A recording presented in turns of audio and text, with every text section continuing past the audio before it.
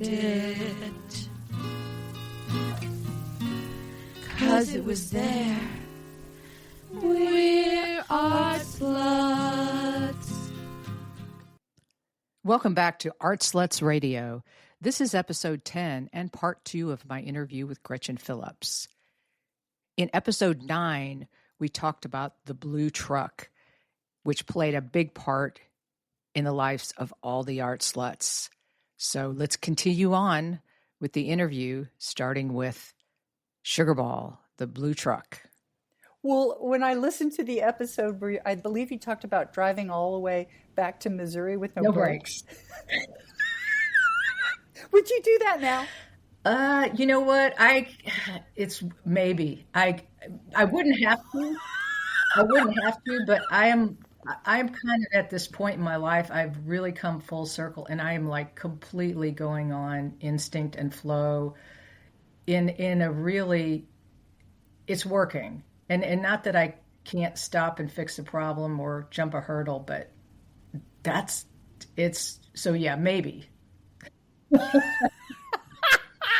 Okay, well, I can't believe it. I love that you are a person who might still do that.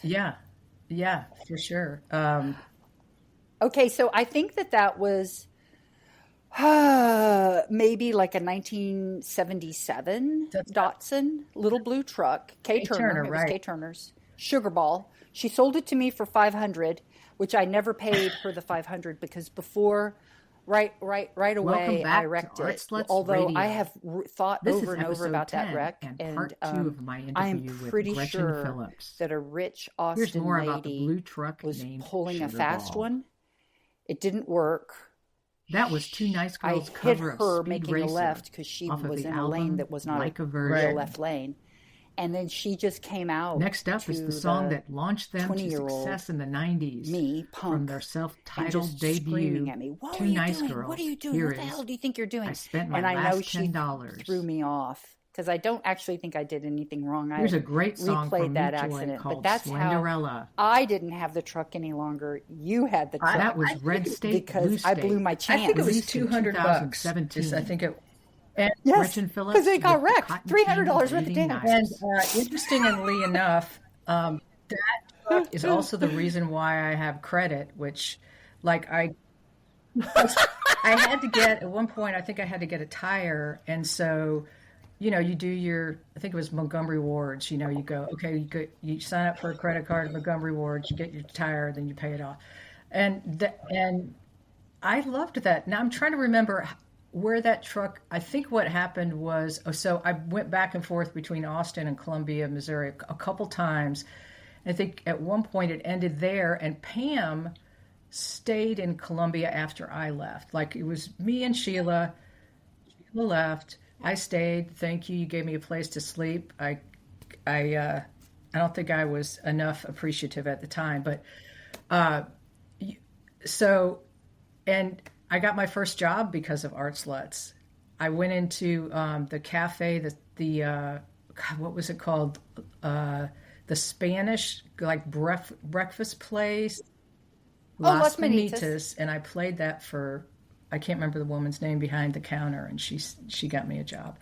But anyway, where was I headed with that? Yeah, so then I came back, and I believe Pam stayed for some reason. And I don't know if you guys connected when she was there or not. Well, I loved listening to your episode and realizing how little I remember. So y'all had rich and varied lives here in Austin. I don't recall. I mean, I just plain flat out don't. You know, people come up to me in the produce section of the grocery store. It feels like ancient old people. Gretchen, it's me, and it's like, you know, it's somebody from when I was 20, and now we're in our 60s, and I don't recognize that human. I love their beautiful spirit, and they're somehow strangely from dark hair to white hair. I'm recognizable still, but I don't. Oh, you look the same. That's what people say, but I can't imagine. Oh, thank you. You do too. I can't imagine. Okay, but this is the continuation of the story of Sugarball. Is that so? The company was called Nissan, and then after World War II, they changed their name to Datsun, but it was still Nissan. And then around whenever it was, they were like, people have forgotten our role in Pearl Harbor. We can go back to the name Nissan. So Datsun and Nissan are the same. So a few years ago, during pandemic, got a blue Nissan truck, which is the same as the Datsun, same size. Last year of the hard body, last year of the small. It's really hard. Yeah, I know. I know. So I've got sugar balls. 20 year younger, still 25 years old.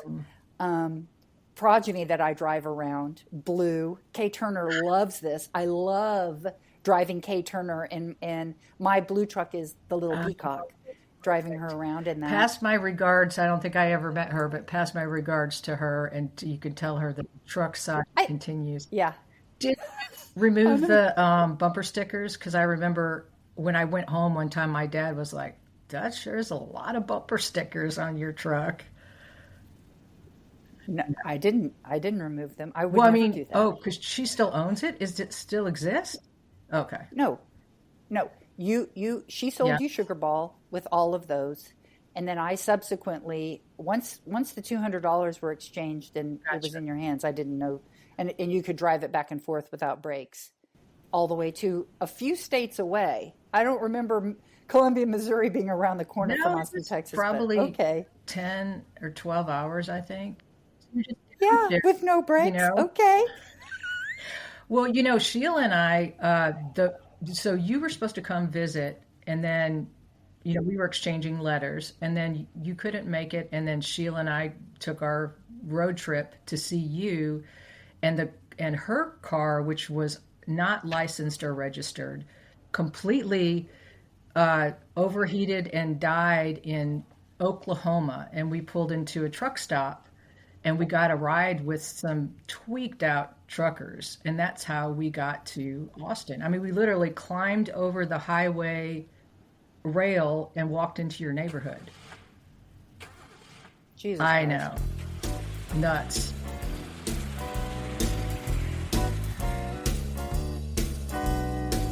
Here he comes. Here comes Speed Racer. He's a demon on wheels. He's a demon and he's gonna be chasing after someone. He's right behind you, so you better look alive. He's busy revving up the powerful Mach 5. And when the odds are against him and the dangerous work they do, you bet your life Speed Racers are gonna see you through.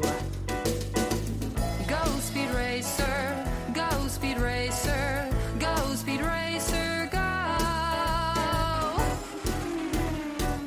He's popping speed as he guns his car around the track.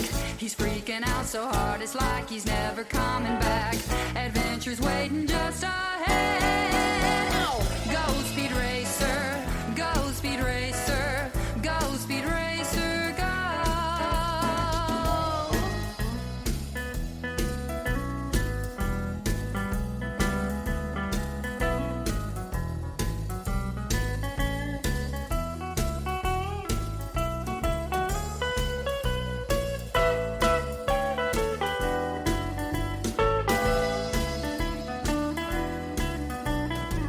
He's popping speed as he guns his car around the track.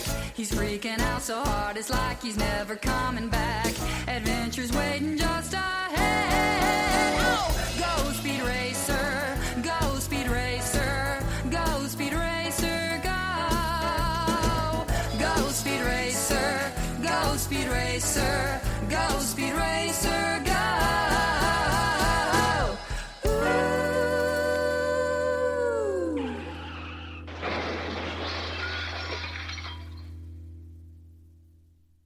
That was Two Nice Girls' cover of Speed Racer off of the album Like a Version.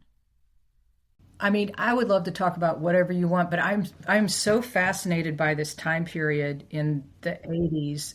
In particular, it seems like different people that I've talked to in this, and it was kind of the post-punk time period, really, or not post-punk, it was the second wave, right?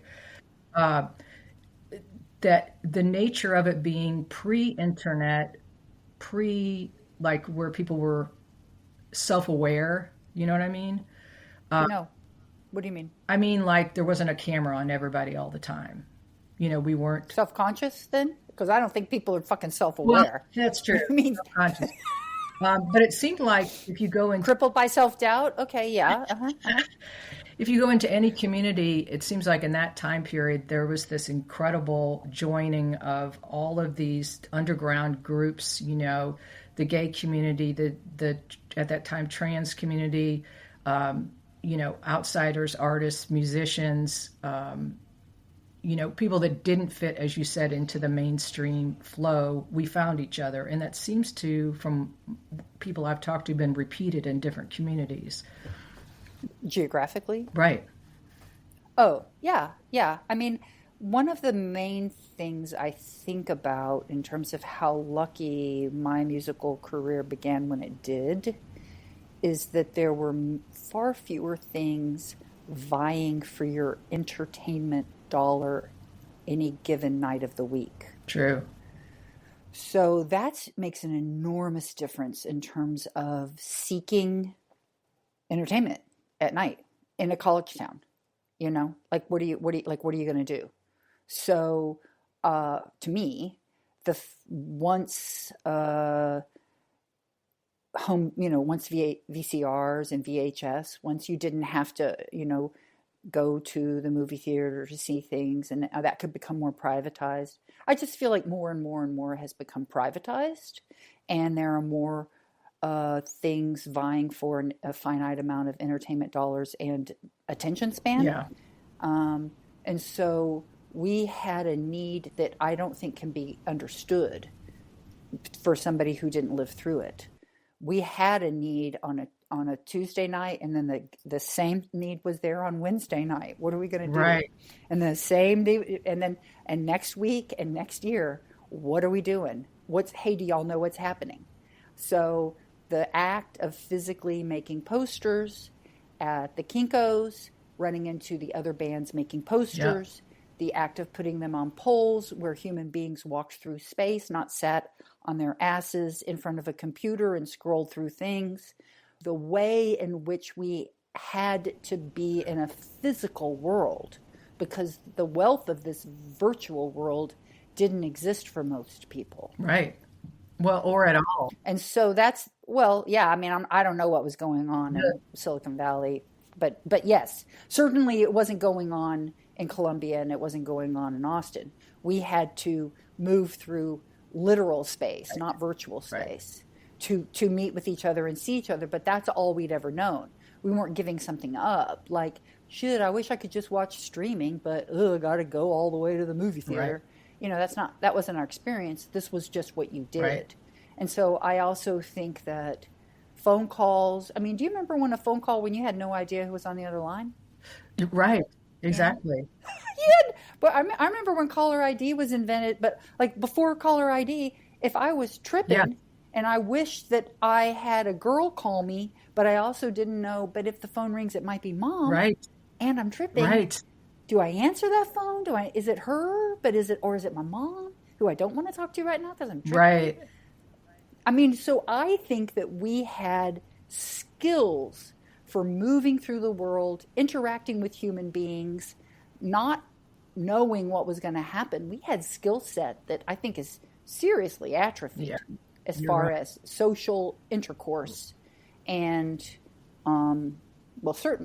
just civil social intercourse is concerned. And I know, I'm such a huge fan of so many of the bands from that time period from Austin, in fact, I've got Gary Floyd's artwork on my wall from.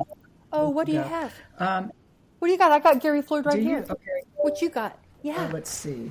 Can you kind of see that one in the corner? Oh, I do see it. Yeah. It's gorgeous. I absolutely love it. And yes. Yeah. So, and of course the Butthole Surfers and all of that. But anyway, the immediate influence of all these different groups creatively, I think when did that happen previous to, the late 60s? It seemed like it was a time period. Maybe that's in my head. I don't know. That's why I'm kind of bouncing off of you and seeing if you had that experience. Yeah, because for example, I just watched a very interesting movie last night called Candy Mountain, made in 1987 by Robert Frank and somebody Wurlitzer.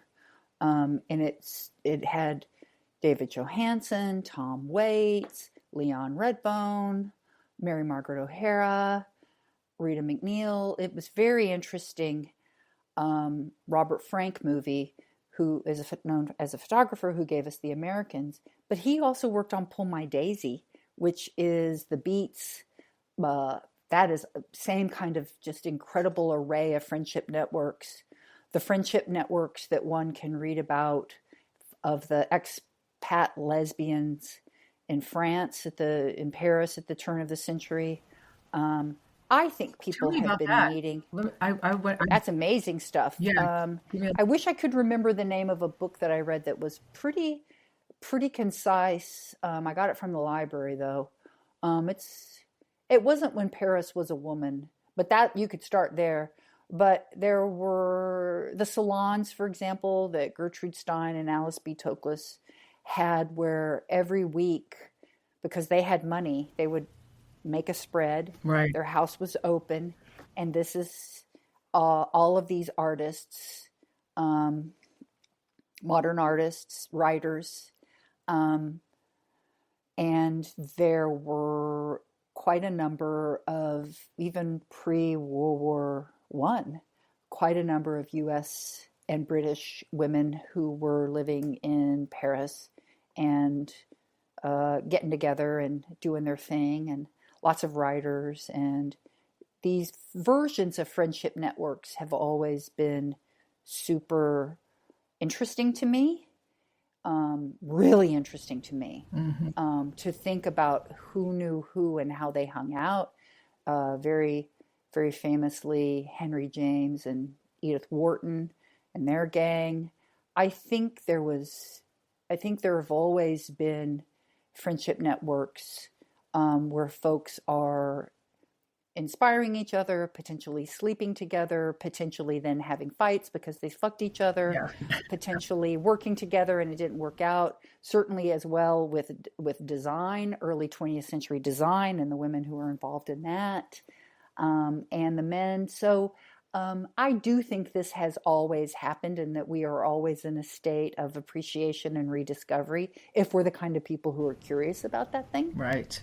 Next up is the song that launched them to success in the 90s.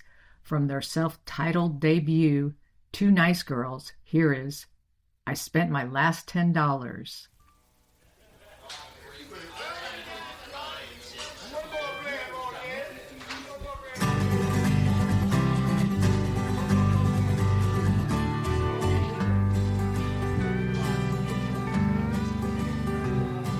When I was a young girl like normal girls do, I looked to a woman's love to help get me through.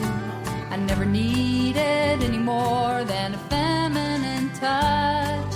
I hated the thought of kissing a man, it really was too much. I did not drink, I did not smoke, I did not say goddamn. I was polite, I was sensitive before I loved a man. My family, they were proud of me, were proud of what I am. But then along came Lester and my tale of woe began. I spent my last $10 on birth control and beer. My life was so much simpler when I was sober and queer.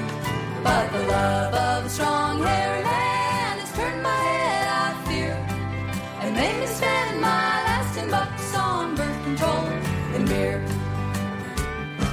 It was June of 1983 when Mary Lou and I did part. She said she loved another dyke. My God, it broke my heart. I was bitter and disillusioned to lose another girlfriend. But Lester came to work at Papa's store and decided to ease on in. Before that last heartbreak,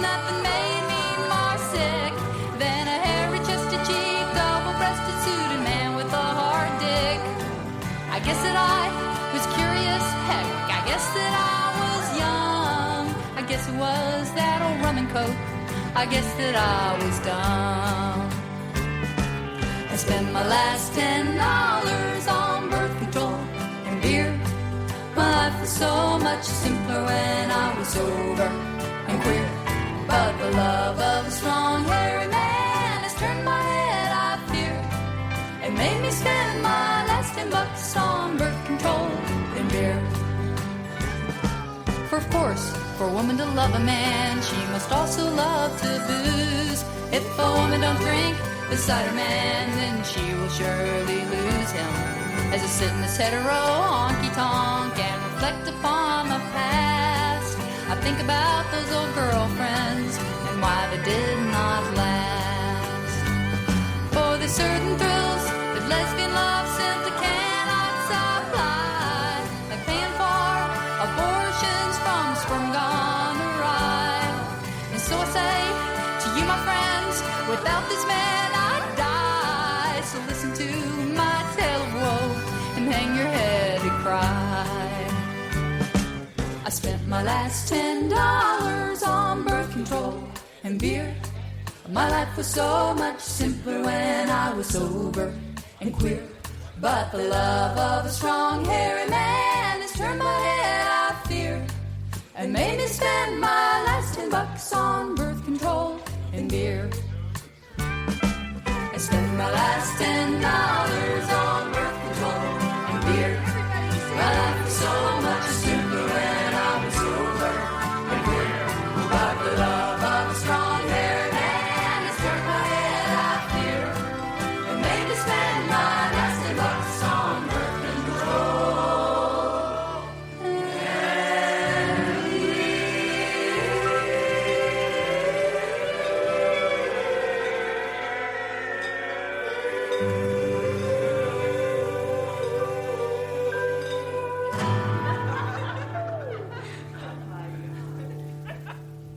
Yeah. Well, letters too. That Yep. was like writing Yep. letters was a Yep. thing. Oh, And God. she was such an amazing letter writer. Yep. You'd sit down, have coffee, smoke a cigarette, and, write a letter, right? Oh, yes. I know. Absolutely. I Right. do. I am sorry that's gone. The cigarettes or the letters? Even as a way of I know that I quit writing as many letters when I quit smoking, because exactly what you're saying, sitting down, usually on the porch outside, screened-in porch because of the mosquitoes, with the cup of coffee and cigarettes to write a letter to. Absolutely. Once I quit Yeah. smoking, I did not write near as many letters. Yeah. But thankfully, we quit, right? When did you quit? Oh, I quit July 2nd, 1993. Let's see, it was July also because it was my birthday. It's my 40th birthday. So I'm 63 now, whatever that is. Okay. But yeah, so of But course, when would it have been if it was your 40th, then it would have been 93. No. is it You were born in 60. Are you saying you were born in 1960? 61? Yeah. So Oh, in 61? Okay, so it would have been in 90, or it would have been in 91, 2001. maybe it is 2000. July, right before, was it right before September 11? I don't know. Were you smoking your way through Attack on No, America? I think I was done then, Yeah, and I think you were. yeah, I think I was done then. But Yeah. thank God I quit that. Oh my God. Well, my God. it didn't do Sheila any favors. Well, Sheila, right? Sheila smoked unfiltered. I mean, I can't believe I smoked 2 packs a day, but Yeah. yeah, to a certain extent, Yeah. lung cancer. I mean, my dad died of it, my brother died of it, and Sheila died of it. Whoa. Right. So I'm super aware of that. But part of it is genetic, Yes. and Yes. then the pull of smoking is Oh. so hardcore. I mean, yeah. So, it's just tragic, really. But that was a tough death for me. How old was Sheila? She was, let's see, she would have been, she died in 2005. So she was 2 years older than me. So I she was don't know. 1958. No, 1959. Yeah, yeah, yeah. She, so yeah, she would have been in her 40s, Hmm. young, right? She lied about her age until almost right before her death because she ran away from home when she was 14 because her home situation was so bad. She Wow. moved to Minneapolis to be a hippie with the Bob Dylan crowd. Wow. Isn't that wild? I know it's a trip. Here's a great song from Meat Joy called Slenderella.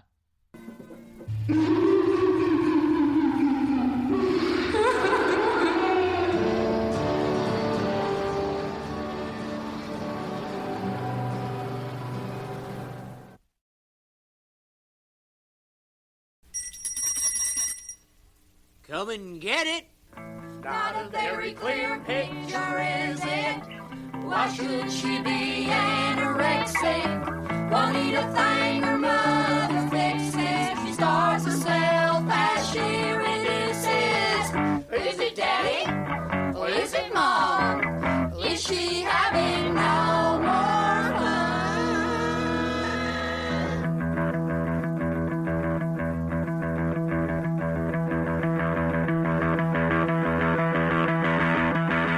Anorexic!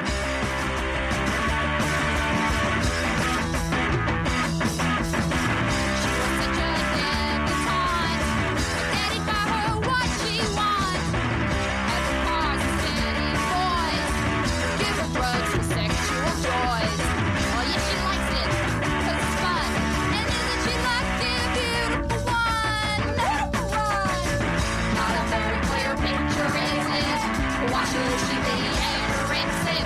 Won't eat a thing her mother fixes. She starves herself as she reduces. Is it daddy? Well, is it mom? Is she having no more fun? No more fun. No more fun. No more fun. Anorexic!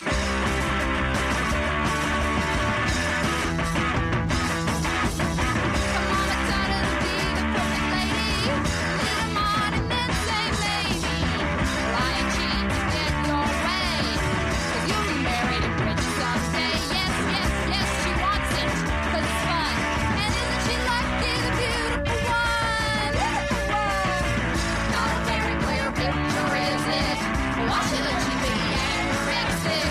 Won't eat a thing her mother fixes, and she starves herself as she reduces. Is it daddy? Well, is it mom? Is she having no more fun? No more fun.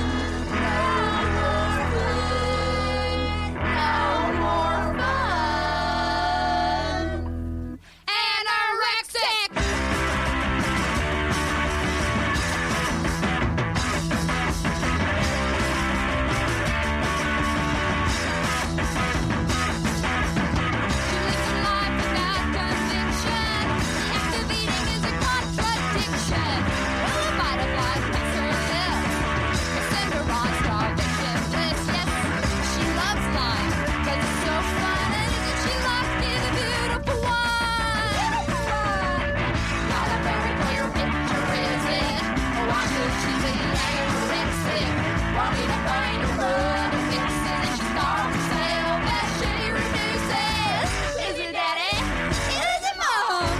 Is she having no more fun?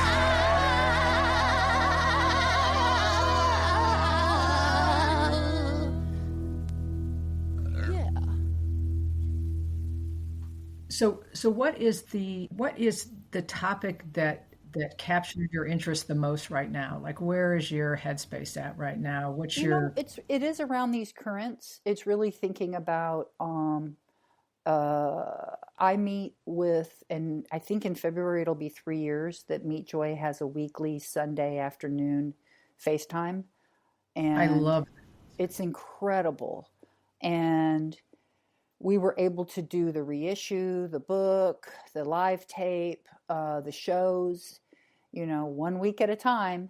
getting together and doing this. And then it's been just as much time since those things came out that we're still meeting and we're still talking and we're still just jamming on ideas and what kinds of stuff we've been thinking about lately. And I am reminded, being reunited with those two precious men, Tim Mateer and John Hawkes, formerly Perkins, that of really deep goals of mine regarding humanism, that although I am,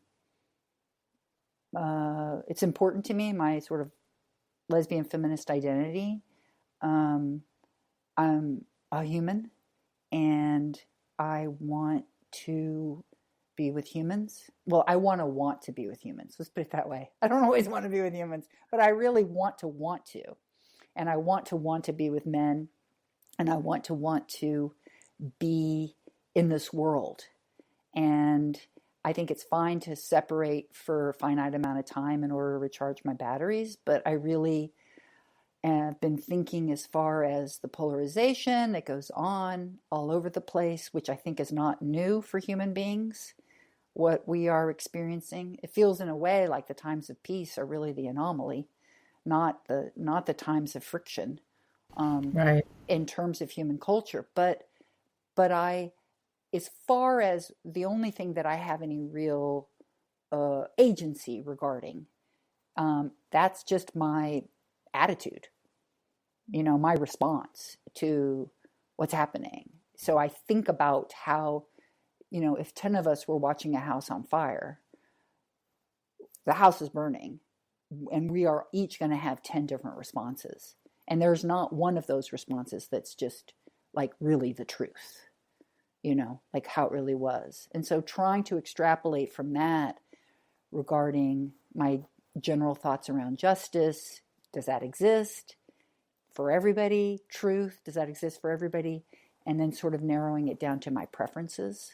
Well, what would I prefer morally?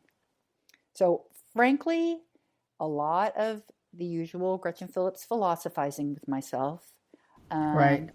And then trying to be here. I'm in Austin as a snowbird from Ottawa. So from around Christmas till May 1.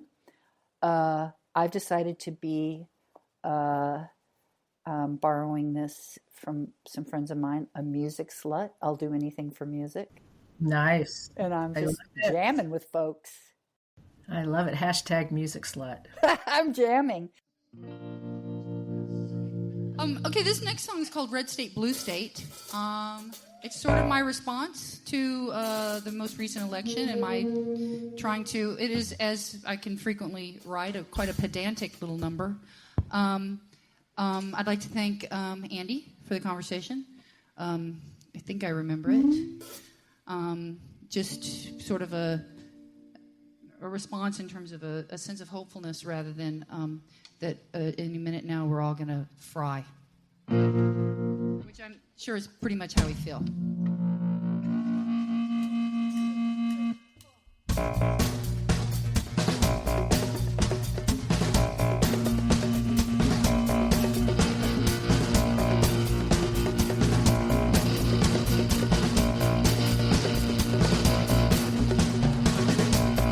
See my path so clear. I wanna live in love, not fear.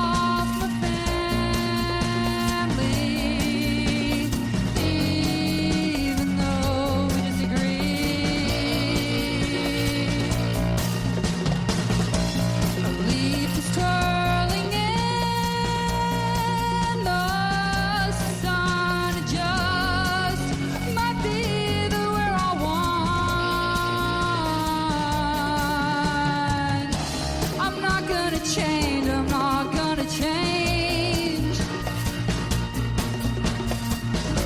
And get all angry, act all strange. Loving is hard, but what else can I do?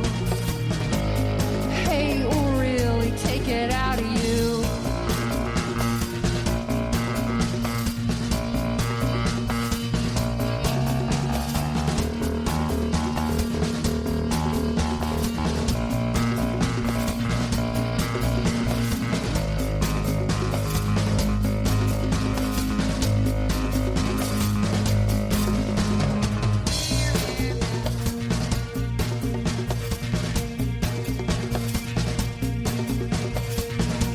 I see my path so clear. I wanna live in hope, not fear. The day I go and get a gun is the day the terrorists have won. Stuff and shitty for folks, it's true. But maybe tomorrow will bring me something new. I could believe that this world is going straight to hell. But I'd rather believe that kindness will prevail. But I'd rather believe that kindness will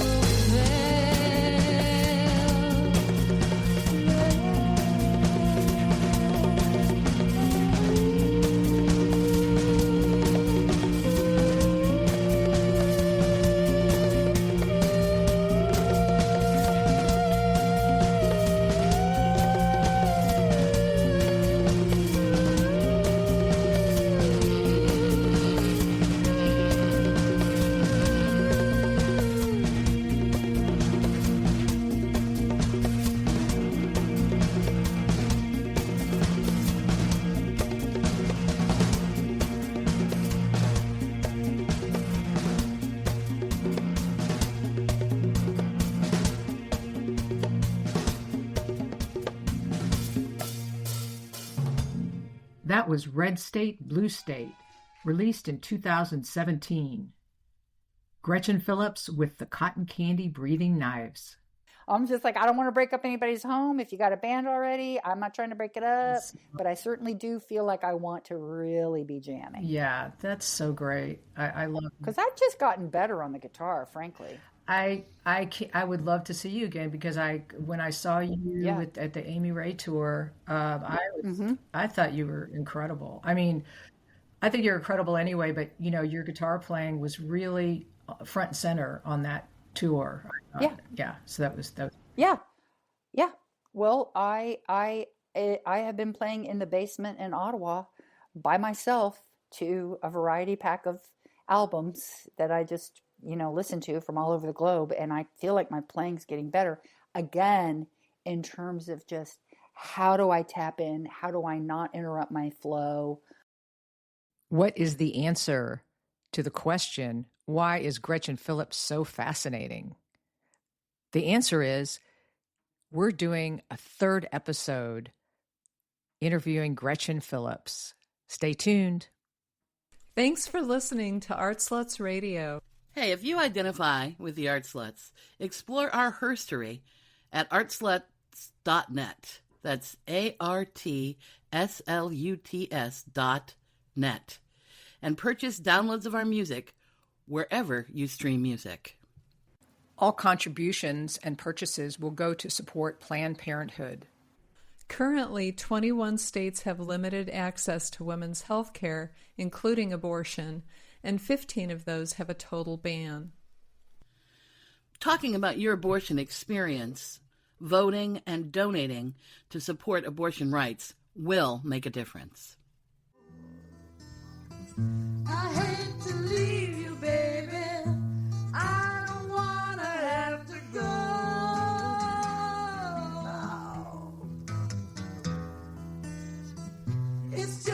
from you.